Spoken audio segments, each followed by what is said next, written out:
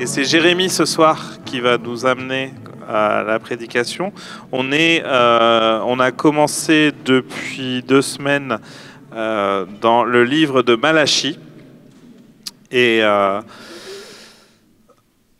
on va faire ça sur 3 dimanches. Donc on est au milieu là, et on est sur Malachie 2. Et on va le lire ensemble, enfin je vais le lire, et vous pouvez suivre soit dans vos Bibles, soit sur l'écran ici. Je lis. Maintenant, prêtres, ce commandement est pour vous. Si vous n'écoutez pas, si vous ne prenez pas à cœur de donner gloire à mon nom, dit l'Éternel, le Maître de l'univers, j'enverrai parmi vous la malédiction et je maudirai vos bénédictions. Oui, je les maudirai parce que vous ne prenez pas cela à cœur. Me voici, je menace votre descendance, et je vous jetterai des excréments au visage, les excréments des victimes que vous sacrifiez, et on vous emportera avec eux.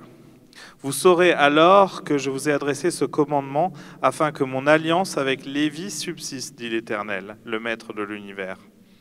Mon alliance avec lui était une alliance de vie et de paix. Je l'ai lui ai donné pour qu'il me craigne, et il a eu pour moi de la crainte. Il a tremblé devant mon nom. La loi de vérité était dans sa bouche. On ne trouvait pas d'injustice sur ses lèvres. Il a marché avec moi dans la paix et dans la droiture, et il a détourné beaucoup d'hommes du mal. En effet, les lèvres du prêtre sont les gardiennes de la connaissance. C'est à sa bouche qu'on demande la loi, parce qu'il est un messager de l'Éternel, le Maître de l'univers. Mais vous vous êtes écartés de cette voie. Vous en avez fait trébucher beaucoup par le moyen de la loi. Vous avez violé l'alliance de Lévi, dit l'Éternel, le Maître de l'univers. Et moi, je vous livrerai au mépris et à l'humiliation aux yeux de tout le peuple, parce que vous n'avez pas gardé mes voies et que vous faites preuve de partialité dans l'application de la loi. N'avons-nous pas tous un seul Père? N'est-ce pas un seul Dieu qui nous a créés? Pourquoi donc sommes-nous infidèles l'un envers l'autre en violant l'alliance de nos ancêtres? Judas s'est montré infidèle et l'on a commis un acte abominable en Israël et à Jérusalem. En effet, Judas a profané ce qui est consacré à l'Éternel, ce qu'aime l'Éternel. Il a épousé la fille d'un Dieu étranger. Si quelqu'un agit de cette manière, l'Éternel supprimera des tentes de Jacob celui qui veille, celui qui répond et celui qui présente une offrande à l'Éternel, le Maître de l'univers. Voici une deuxième chose que vous faites. Vous couvrez l'autel de l'Éternel de larmes, de pleurs et de gémissements, de sorte qu'il ne prête plus attention aux offrandes et qu'il ne peut rien accepter de vos mains. Et vous dites, pourquoi ? Parce que l'Éternel a été témoin entre toi et la femme de ta jeunesse que tu as trahie. Et pourtant, elle était ta compagne et la femme avec laquelle tu étais lié par une alliance. Personne n'a fait cela avec un reste de bon sens. Un seul l'a fait. Et pourquoi ? Parce qu'il recherchait la descendance que Dieu lui avait promise. Veillez sur votre esprit, que personne ne trahisse la femme de sa jeunesse, car je déteste le divorce, dit l'Éternel, le Dieu d'Israël, et celui qui couvre son habit de violence, dit l'Éternel, le Maître de l'univers. Veillez sur votre esprit et ne commettez pas cette trahison. Vous fatiguez l'Éternel par vos paroles et vous dites, en quoi l'avons-nous fatigué? C'est en disant, l'Éternel voit d'un bon œil celui qui fait le mal, c'est en lui qu'il prend plaisir. Ou encore, où est le Dieu de la justice? Jusqu'ici, la parole de Dieu.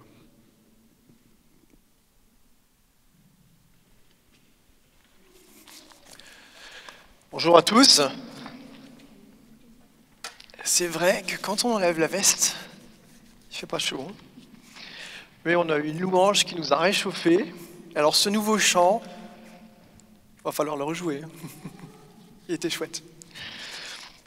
Alors on se retrouve, comme bien souvent, pour étudier la parole de Dieu, partager le message de notre Seigneur. Une parole de Dieu qui parfois est riche, qui est intense, qui est passionnante. Une parole de Dieu qui des fois nous ramène aussi aux dures réalités de la vie. C'est un peu ce qu'on va voir aujourd'hui. On aborde des sujets qui sont des fois délicats, pas simples à aborder. Alors, vous avez vu, on a commencé une nouvelle série. Voilà, Malachie, dans le livre de Malachie, avec ce titre en forme de question, « Qui est ce Dieu qui veut sauver les négligents ?» Alors, 2 mots sur le contexte de Malachie. Donc, on se retrouve là à la fin de l'Ancien Testament. C'est le dernier livre de l'Ancien Testament, c'est aussi le dernier prophète. Et là, quand on lit Malachie, on s'aperçoit qu'il y a une série de questions-réponses entre Dieu et son peuple, et Malachie est l'intermédiaire. On a l'impression qu'il s'agit d'un bilan entre la relation de Dieu et son peuple, des questions et des réponses. Alors aujourd'hui, on va parler de l'alliance. L'alliance que Dieu a conclue avec son peuple, il l'avait déjà annoncé dans le livre de l'Exode à Moïse. Et la conclusion de cette alliance, elle est reprise dans le Nouveau Testament par l'apôtre Pierre. Donc elle est pour nous aujourd'hui, elle nous concerne. Vous, au contraire, vous êtes un peuple choisi. On parle de vous là, mes amis. Vous êtes un peuple choisi.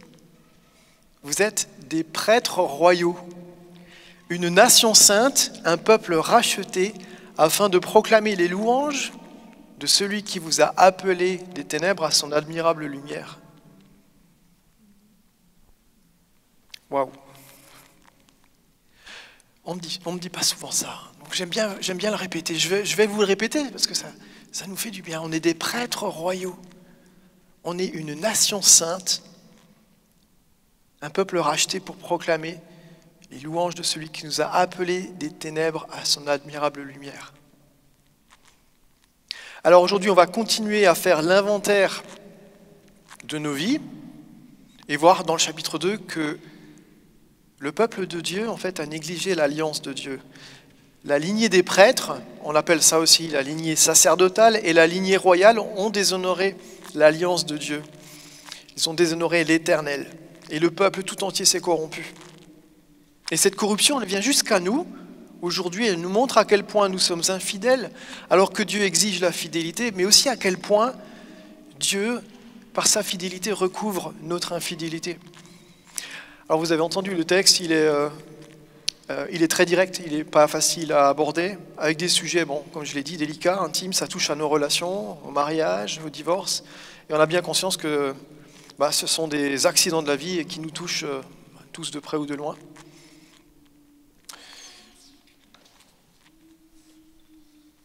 Donc on va commencer la lecture, et on va commencer Malachie 2, versets 1 à 7, en ayant à l'esprit qu'il y a des thèmes qui sont majeurs, qui sont importants. On va parler d'alliance, on va parler de crainte de Dieu, on va parler de la loi. Tout ça, c'est là-dedans. Et on va essayer de comprendre tout ça, ce que ça veut dire. Donc on lit la parole de Dieu, Malachie 2, 1 à 7, et que le Seigneur bénisse sa parole dans nos cœurs. Maintenant, prêtres, ce commandement est pour vous.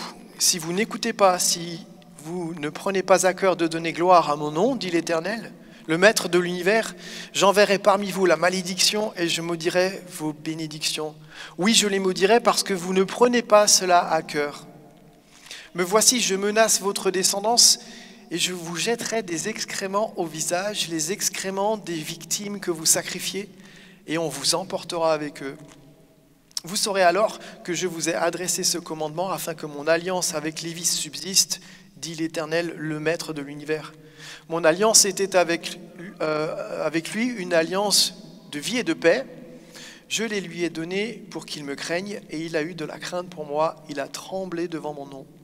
La loi de la vérité était dans sa bouche. On ne trouvait pas d'injustice sur ses lèvres. Il a marché avec moi dans la paix et dans la droiture, et il a détourné beaucoup d'hommes du mal.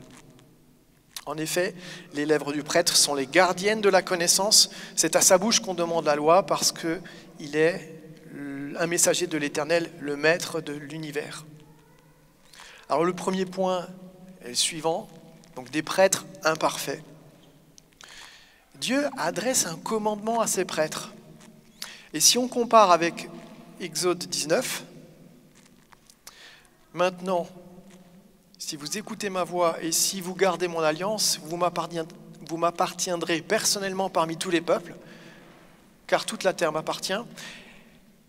Et regardez bien la différence avec Malachie 2, verset 2. Si vous n'écoutez pas, si vous ne prenez pas à cœur de donner gloire à mon nom, dit l'Éternel, le Maître de l'univers, etc. Le point sur lequel je voulais insister en vous montrant ces deux versets, c'est qu'ici on se trouve dans Exode, à peu près 10 siècles avant Malachie. Regardez, constatez la formule, la manière d'amener le commandement. On a une formule positive. Si vous écoutez ma voix, et dans Malachie 2, si vous n'écoutez pas, si vous ne prenez pas à cœur. Là, on voit que le ton est différent. On voit que la relation est différente, elle n'est plus la même. Et l'Éternel a l'air vraiment agacé par ses prêtres. Et pour bien faire passer le message, après le commandement, il y a une menace. Alors regardez le verset 3. « Me voici, je menace votre descendance et je vous jetterai des excréments au visage, les excréments des victimes que vous sacrifiez et où vous emportera avec eux. » Qui fait ce genre de choses? Alors j'ai essayé de développer un peu le concept. Ça donne un peu quelque chose comme ça. Vous m'offrez en sacrifice des animaux avec leurs excréments. Vous m'offrez l'odeur puante de vos sacrifices déshonorants. Et en effet, les prêtres négligeaient les règles imposées par le sacrifice. Et l'Éternel recevait des sacrifices non conformes. Je continue un peu dans ce style. Vous m'offrez des excréments, mais je vais vous les renvoyer dans la face. Vous m'outragez. Je vais vous rendre l'outrage de votre infidélité et l'indignité de votre attitude. Vous me méprisez par votre comportement. Je vais me détourner de vous et vous laisser pourrir. Oui, vous serez emporté avec votre infidélité au même endroit que les excréments, dans un lieu de putréfaction, de dégradation, jusqu'à être réduit à rien. C'est pour vous et pour votre descendance. Alors je vous avoue qu'il m'a fallu peu d'imagination parce que j'ai travaillé un certain temps dans le milieu du déchet. Donc voilà, ça me parle bien. Mais quand l'Éternel fait une alliance, c'est son honneur qui est en jeu. C'est son honneur qui est engagé. C'est toujours l'Éternel qui est à l'origine de son alliance. C'est lui qui la maintient. Et comme c'est son honneur qui est engagé, ce qu'il désire, c'est qu'on honore son alliance. Alors, ce qui change entre Malachie et l'Évangile, aujourd'hui, l'Évangile que nous connaissons, c'est que Dieu incarne cette relation d'alliance en la personne de Jésus-Christ. Et quiconque croit que Jésus-Christ est Dieu incarné reçoit le Saint-Esprit dans son cœur et le pardon des péchés. Alléluia! Alléluia! Dans l'usage, comment ça fonctionne, cette alliance de vie et de paix? Et regardez le verset 5. « Mon alliance avec lui était une alliance de vie et de paix. Je les lui ai donnée pour qu'il me craigne. Et il a eu pour moi de la crainte, il a tremblé devant mon nom.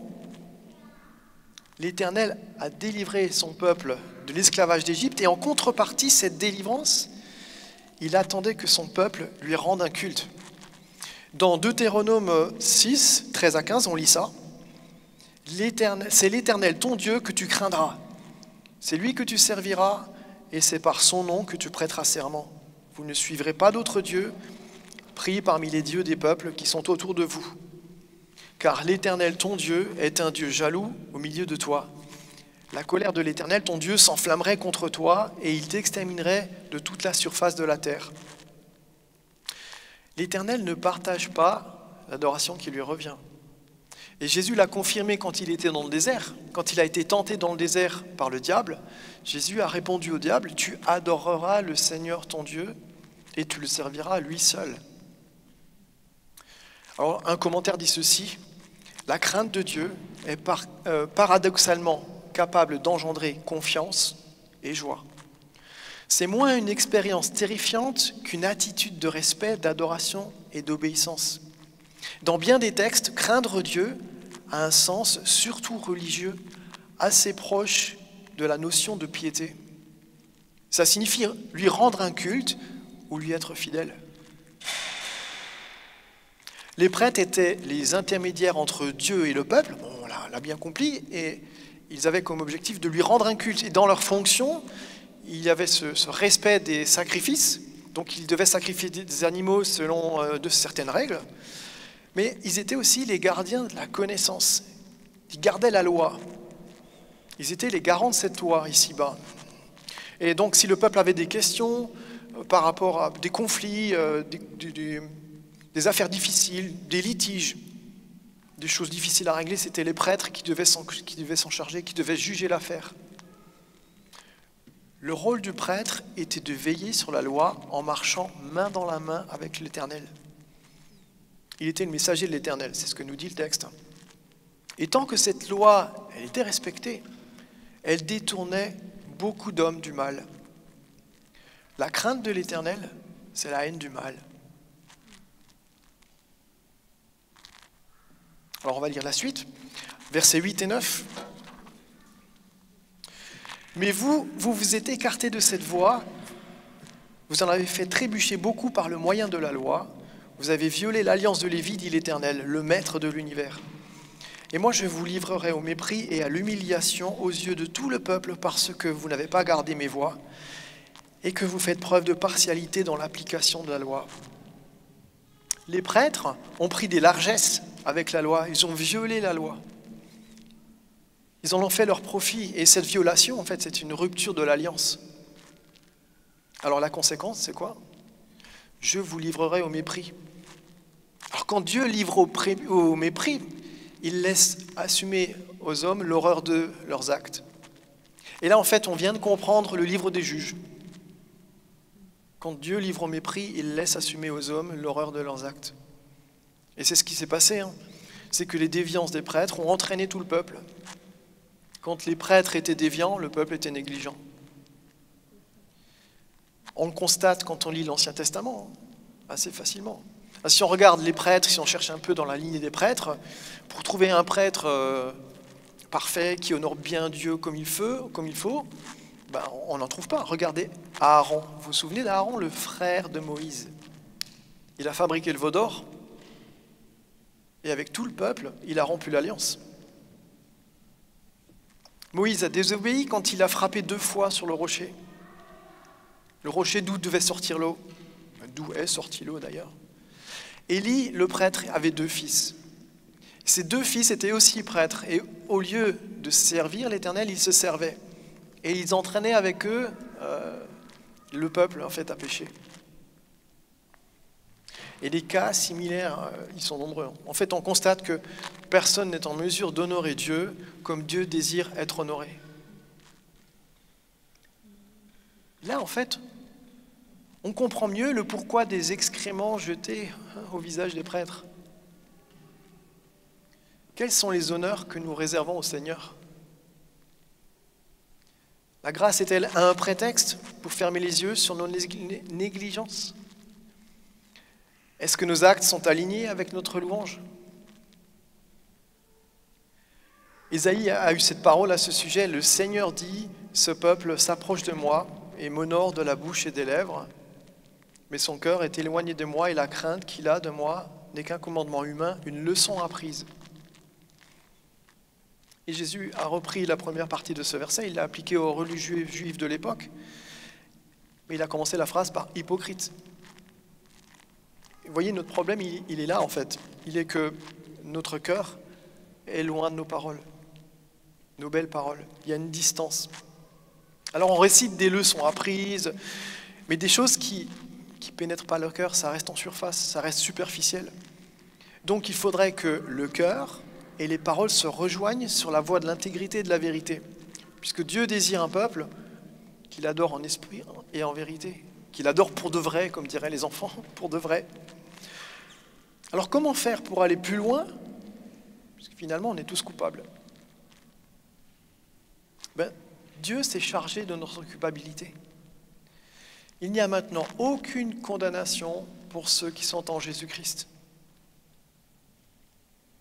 Nous sommes réconciliés avec Dieu par Jésus-Christ. Et gloire à Dieu, ça nous décharge de cette culpabilité. Et maintenant, on peut avancer avec confiance et faire l'inventaire de ce qu'il y a dans nos cœurs. On peut, par exemple, faire le ménage. On peut se débarrasser de la méchanceté, parole ou action par laquelle s'exerce la méchanceté. On peut se débarrasser aussi de la ruse, procédé habile pour tromper. Là, je l'aime bien. Procédé habile pour tromper. On peut se débarrasser de l'hypocrisie, fait de déguiser son véritable caractère, d'exprimer des opinions, des sentiments qu'on n'a pas. Ça me parle aussi, ça. On peut se débarrasser de l'envie, la convoitise, désirer ce qui n'est pas à nous. On peut se débarrasser de la médisance, action de dire du mal. Ces choses, elles sont là dans nos cœurs et elles pourrissent nos vies. Alors, je ne sais pas si vous aimez faire le ménage, mais il faut souvent faire le ménage, parce que ces choses, ces saletés-là, elles sont coriaces, elles reviennent. Est-ce qu'on peut faire autre chose? On peut désirer la pureté, désirer Dieu de tout notre cœur, de toute notre âme, de toute notre pensée, de toute notre force. On peut se laisser transformer. Esdras avait appliqué son cœur à étudier et mettre en pratique la loi de l'Éternel et à enseigner ses prescriptions et règles en Israël.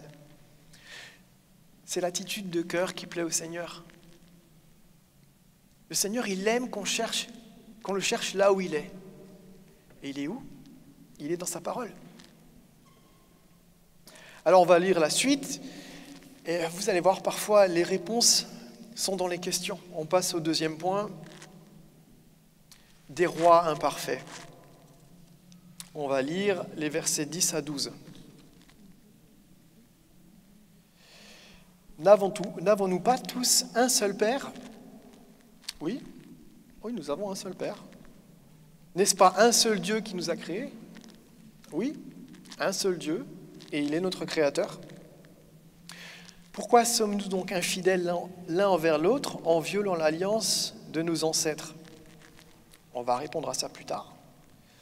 Judas s'est montré infidèle et il en a commis un acte abominable en Israël et à Jérusalem.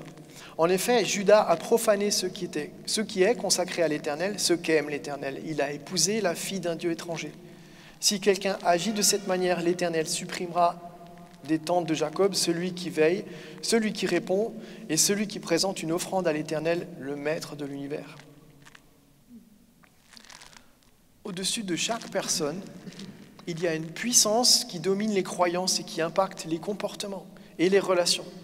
Soit c'est Dieu, soit c'est une contrefaçon, un Dieu étranger, comme on le lit ici dans le texte. Les mariages non conformes, c'est-à-dire avec une personne sous l'emprise d'une contrefaçon ou d'un Dieu étranger, c'est un affront à notre Père, Dieu et Créateur. Dieu, notre Créateur, est un Père qui désire la fidélité de ses enfants entre ses enfants. Et vous avez remarqué cette expression, l'Éternel, le Maître de l'univers, elle apparaît 24 fois dans Malachie. Elle souligne la souveraineté de Dieu sur son peuple, sur tout l'univers et tout ce qu'il contient. Dieu a placé l'homme dans le monde qu'il a créé et tous les hommes sont en relation avec lui, en relation de communion ou en relation d'opposition. On retrouve l'alliance et la violation de l'alliance, comme dans le premier point. Sauf qu'ici, c'est décrit de la manière suivante, ce qui a été profané, ce qui a été consacré a été profané. Ce qui a été consacré à l'Éternel a été profané par Judas. Ici, c'est plus la lignée des prêtres, c'est la lignée de rois dont il est question, des rois. Et Judas, c'est le premier de cette tribu des rois, d'où vient le Messie d'ailleurs. Et les rois avaient comme fonction la gouvernance, bien sûr, mais une gouvernance sage, dans la connaissance de Dieu. Et ce qui est présenté dans ces versets, c'est leur infidélité. Quand les rois étaient déviants, le peuple était négligent. Alors on va continuer la lecture, versets 13 à 17. Voici une deuxième chose que vous faites. Vous couvrez l'autel de l'Éternel de larmes, de pleurs et de gémissements, de sorte qu'il ne prête plus attention aux offrandes et qu'il ne peut rien accepter de vos mains. Et vous dites, pourquoi ? Parce que l'Éternel a été témoin entre toi et la femme de ta jeunesse que tu as trahie. Et pourtant, elle était ta compagne et la femme avec laquelle tu étais lié par une alliance. Personne ne fait cela avec un reste de bon sens. Un seul l'a fait. Et pourquoi ? Parce qu'il recherchait la descendance que Dieu lui avait promise. Veillez sur votre esprit, que personne ne trahisse la femme de sa jeunesse, car je déteste le divorce, dit l'Éternel, le Dieu d'Israël, et celui qui couvre son habit de violence, dit l'Éternel, le Maître de l'univers. Veillez sur votre esprit et ne commettez pas cette trahison. Vous fatiguez l'Éternel par vos paroles et vous dites, en quoi l'avons-nous fatigué ? C'est en disant, l'Éternel voit d'un bon œil celui qui fait le mal. C'est en lui qu'il prend plaisir, ou encore, où est le Dieu de la justice ? Alors, qui recherchait la descendance que Dieu lui avait promise ? C'est Abraham. Est-ce que vous vous souvenez de cette histoire ? Sarai était stérile, c'était la femme d'Abraham, et Abraham voulait un fils. Il l'a eu, finalement, ce fils, Ismaël, avec l'esclave de Sarai, Agar. Mais il n'a jamais répudié Sarai, il est resté avec sa femme. Est-ce que Dieu a approuvé ce que Abraham a fait ? Certainement pas. Alors, comment comprendre cette mention dans notre texte ? Eh bien, les Israélites avaient compris qu'Abraham avait eu une autre femme. Et ils restaient focalisés sur cette partie de l'histoire. Ils se saisissaient de cette partie de l'histoire comme un alibi pour satisfaire des mauvais désirs et trahir leur mariage. Et la question, c'est comment ils ont pu en arriver à ce type de raisonnement ? Premièrement, le péché aveugle. On voit dans le texte que les Israélites ne comprennent pas les textes des anciens. Ils tordent l'histoire, ils interprètent mal. Deuxièmement, le péché endurcit le cœur. Quand Dieu n'accepte plus les offrandes et que viennent les pourquoi, c'est mauvais signe. Et troisièmement, le péché change le bien en mal. On pourrait résumer ça comme ça, c'est la faute de Dieu. Alors si on regarde dans le passé, c'est un peu le même exercice que pour la première partie, si on regarde dans le passé, David a rusé pour récupérer Bathsheba, la femme d'Uri. Salomon a eu 700 princesses pour femmes et 300 concubines. Et les rois considérés comme les meilleurs ont été capables du pire finalement. Et on constate que personne n'est fidèle alors que Dieu exige la fidélité. Quelle est notre estime de nous-mêmes au sujet de la fidélité ? Et quel serait un bon critère d'évaluation de notre fidélité ? Jésus a repris un commandement de la loi et il l'a élevé si haut, on comprend qu'on est tous logés à la même enseigne. Mais moi je vous dis, tout homme qui regarde une femme pour la convoiter a déjà commis un adultère avec elle dans son cœur. On est tous comme ça, on est tous infidèles et Dieu désire un peuple qui l'adore pour de vrai, en esprit et en vérité. Alors, comment on fait maintenant ? Qu'est-ce qu'on fait avec ça ? On est pardonné, Jésus a pris notre condamnation. Alors maintenant, si nous confessons nos péchés, il est fidèle et juste pour nous les pardonner et nous purifier de toute iniquité. Merci Seigneur. On a encore une réponse à une question.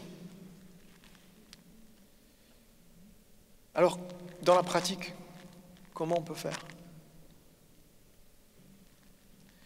Le texte nous le dit, veillez sur votre esprit.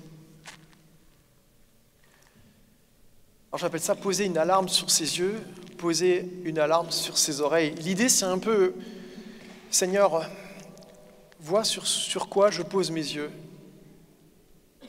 et préviens-moi.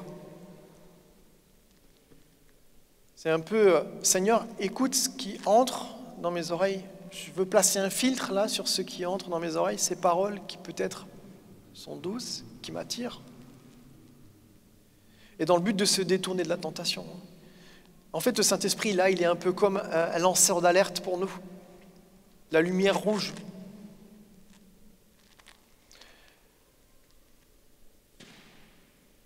En fait, ce qu'on regarde et ce qu'on entend produit des émotions qui produisent des pensées et qui peuvent produire des actes. On a besoin de faire le ménage, de continuer à faire le ménage pour nous débarrasser de ces acariens. On On a besoin aussi de soumettre nos pensées à Christ, nos mauvaises pensées. Il les renverse. Sa parole est vivante, elle est puissante et elle est efficace. En dénonçant ces mauvaises pensées, en les condamnant, en les rejetant à voix haute, on se place sous l'autorité de Christ. C'est lui qui nous délivre de ces mauvaises pensées. On peut aussi veiller sur notre esprit un peu dans la suite, en échangeant ces mauvaises pensées par de bonnes pensées. On a aussi des textes de la parole de Dieu qui nous montrent ou qui nous guident dans ce sens-là, ou qui nous disent de focaliser notre attention sur tout ce qui est bon, tout ce qui est agréable, tout ce qui plaît à Dieu. Philippiens 4:8, par exemple. On peut veiller sur notre esprit aussi en étant clair dans nos fréquentations et nos engagements. L'apôtre Paul disait quelque chose qui m'a souvent, par le passé, qui m'a vraiment travaillé. Les mauvaises compagnies corrompent les bonnes mœurs. On a besoin en fait de s'imposer des limites qui honorent le Seigneur, mais qui honorent aussi le prochain. Alors si on fait un bilan, on se rend compte qu'on a besoin d'un prêtre parfait et on a besoin d'un roi parfait. On voit bien qu'on n'est pas à la hauteur. Les prêtres se sont servis, les rois aussi, et en fait on n'est pas meilleur qu'eux. Dieu nous rappelle encore aujourd'hui que si nous sommes des prêtres royaux, une nation sainte, un peuple racheté, c'est par sa grâce, et c'est uniquement par sa grâce. Jésus-Christ est le prêtre parfait qui a fait l'expiation de nos péchés. Le sacrifice parfait, l'ultime sacrifice, c'est lui. Il l'a fait pour nous. Jésus-Christ est le roi parfait, il a été fidèle jusqu'à la mort. Sa fidélité recouvre notre infidélité. Et on a cette espérance, et on a besoin de cette espérance parce qu'on a certainement tous déjà traversé des choses difficiles, peut-être des choses qui nous suivent encore, des choses qui sont là, sur le cœur, dont on a du mal à se débarrasser, du mal à lâcher. Mais on a cette espérance qu'un jour, nos accidents de la vie seront du passé. Il reviendra, il essuiera toute larme de nos yeux. Alors qui est ce Dieu qui veut sauver les négligents? Il est le Dieu fidèle, fidèle à son alliance. Et regardez jusqu'à quel point il est fidèle à son alliance. Pendant qu'il mangeait, Jésus prit du pain et prononça la prière de bénédiction. Puis il le rompit et le donna aux disciples en disant « Prenez, mangez, ceci est mon corps. » Il prit ensuite une coupe et remercia Dieu. Puis il la leur donna en disant « Buvez-en tous, car ceci est mon sang, le sang de la nouvelle alliance qui est versé pour beaucoup pour le pardon des péchés. Je vous le dis, je ne boirai plus désormais du fruit de la vigne, de ce fruit de la vigne, jusqu'au jour où je le boirai à nouveau avec vous dans le royaume de mon Père. » L'alliance que Dieu a faite avec son peuple n'est plus dans le sang des animaux sacrifiés, elle est dans le sang de son Fils Jésus-Christ. Ça change absolument tout, c'est radical. En lui, nous avons le pardon des péchés. Et si Jésus-Christ est notre Seigneur, alors partageons ensemble le pain et le vin. Si vous êtes en réflexion, en questionnement sur toutes ces choses, on vous demande de vous abstenir. Alors avant de prendre la scène qui se situe à cet endroit-là, on va juste prier ensemble.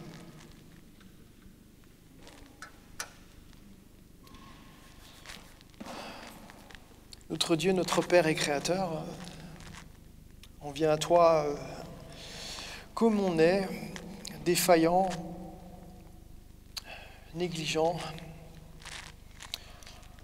On en est conscient et on est conscient aussi qu'on a besoin de ta grâce. On a besoin de se rappeler de ce que tu as fait pour nous en envoyant ton Fils Jésus-Christ. Besoin de nous rappeler qu'on est pardonné. Besoin de nous rappeler que tu as couvert notre infidélité par ta fidélité. Seigneur, on te remercie parce qu'il n'y a plus de condamnation, il n'y a aucune condamnation pour ceux qui sont en Jésus-Christ. Nous sommes délivrés par ta puissance, la puissance de ta parole, de Jésus-Christ. On peut aussi confesser nos péchés.